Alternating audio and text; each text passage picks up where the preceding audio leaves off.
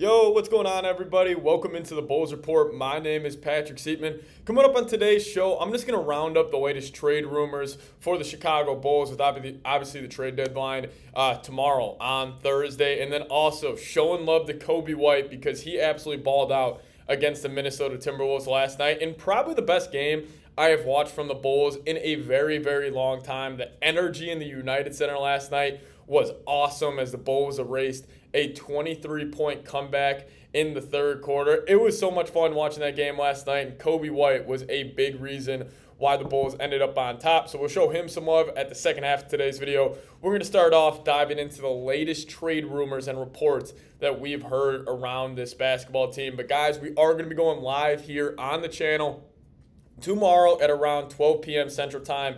That's 2 hours before the NBA trade deadline. We're going to be live taking questions from you guys and just breaking down what's going on around the NBA. So make sure you guys are subscribed to the channel. Right down there, hit that sub button. Free, easy way to help us out. And, you guys won't miss a thing around your Bulls. But let's start it off. Latest Chicago Bulls trade rumors. I think we start off with Zach LaVine. Obviously, we do know Zach LaVine is out for the remainder of the season. So I don't really think he is going to be dealt. We did see Steven Adams get traded, who is out for the rest of this year. So, it's not like out of the world of possibilities. But in terms of Zach LaVine, like if you take his contract and you take into consideration he is out for the remainder of the season, if you're a contending team, why would you want to trade for a guy like that? Because you don't know what your roster is going to look like necessarily at the beginning of next year, and that's kind of who you would be trading for. You would be trading for a guy who is going to be coming off a season-ending injury, who's got a very bad contract. So I just don't think for contending teams it makes a lot of sense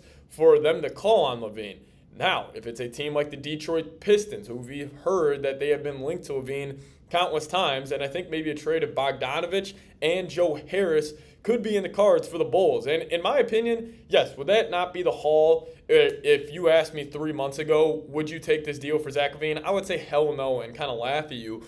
But where the Bulls are right now and, with what we've seen from LaVine, I would take that because you would be able to move Bogdanovich again in another deal, buy Joe Harris out, or you could keep him. He's still a good shooter. Obviously, he doesn't play too much in Detroit. But if it's not the Pistons, I really don't see LaVine being dealt here. So I don't know. I don't think he's going to be traded at this year's deadline. But, obviously we'll have to wait and see. Maybe a team like, the Lakers for some reason gets super desperate and they want LaVine on the roster for the years in the future. But I just don't see it being the case. The only real team that makes sense for me is the Pistons. Now let's kick it to his partner in crime, DeMar DeRozan.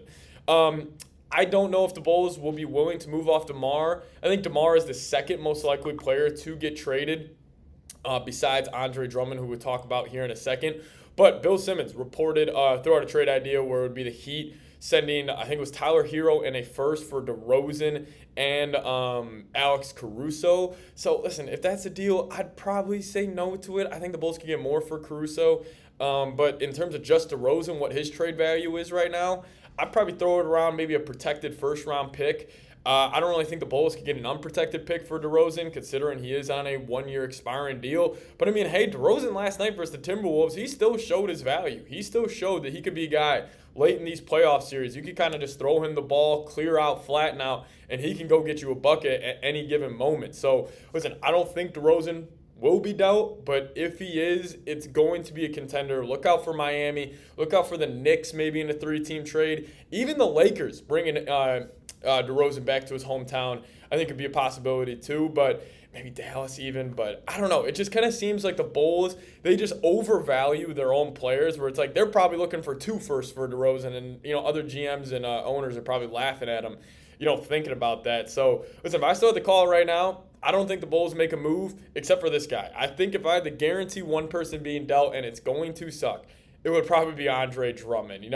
Marc Stein actually just reported that the Philadelphia 76ers are interested in Drummond, with the latest Embiid injury news. They could buy him, some more time, bring in that veteran big in Drummond who, I'll tell you what, man, Andre Drummond was absolutely balling out yesterday. Any single time this dude has gotten the opportunity to start and play big-time minutes, he is still so productive. And the thing about yesterday with Drummond against the Timberwolves, he was great at protecting the rim. He had twice as many blocks as Gobert. He was great in the pick and roll, running that drop coverage just just Drummond, of what I thought he was as a player heading into the season, has completely changed. We knew he was a great offensive rebounder, but I think what he has shown me defensively has almost raised his value in my mind. Like, I think if you're an opposing team, or if you're a team calling for Drummond, like, you got to be almost willing to give up a first at this point. Like, maybe it's a really protected first. Maybe it's a top 18 protected that, will convey years and years down the line. But,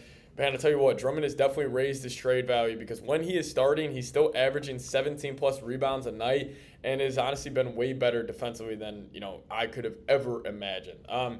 Final thoughts on Caruso. Caruso, we know the Bulls, Windhorst tweeted out, he said that there's a 0.0% chance the Bulls trade Caruso, mainly because he is this regime's greatest success story. And he's right. I mean, signing Caruso 2 years ago to the mid-level exception was a great move for this front office, and I don't expect them to trade him for anything less than 2 firsts. But let's just say the Lakers, let's just say the Heat, they call you and they offer you 2 first-round picks.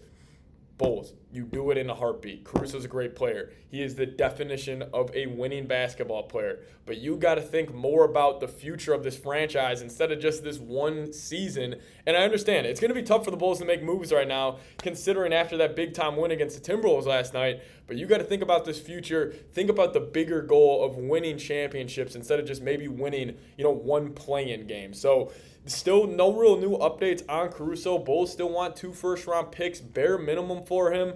But obviously if that changes, maybe the Bulls, do deal him tomorrow. But again, I really, really doubt it. But let me know. Do you guys think the Bulls will make a move at this year's NBA trade deadline? Give me a Y for yes or give me an N for no down in the comments section. Now, I do want to wrap up today's show just showing Coby White some love.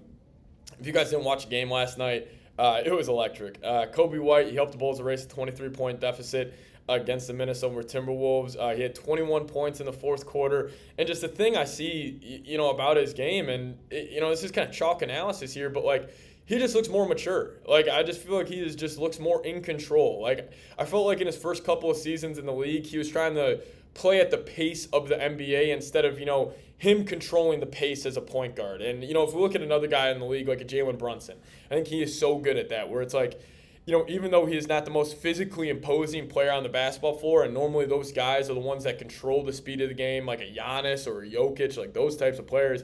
But I think it's so special when a point guard can control the pace, kind of put a stranglehold on the basketball game. That's what Coby White can do. And on top of that, he's got unreal offensive talent. The dude is a 3-level scorer. He can shoot it from downtown, whether it's a catch-and-shoot shot or if it's a one-dribble pull-up or if it's him just dancing on a defender and him taking a step-back 3. He can do it. Also, his pull-up midi game. When the defense is running that drop coverage, he has shown that ability to kind of be able to step up, knock down that shot, and then also him getting to the rim, man. He's got the really nice floater he had going last night. He actually does a really good job of creating angles when going to the rim, which is one thing that I have noticed about him. But, man, I just kind of wanted to give Coby White his flowers because that was a big-time win for the Bulls last night, and he was the driving force. And the one thing, kind of connect this back to the trade deadline is I want the Bulls to move off DeRozan so bad because I want to end the games. I want Coby White to be the primary ball handler every single possession, get him those reps,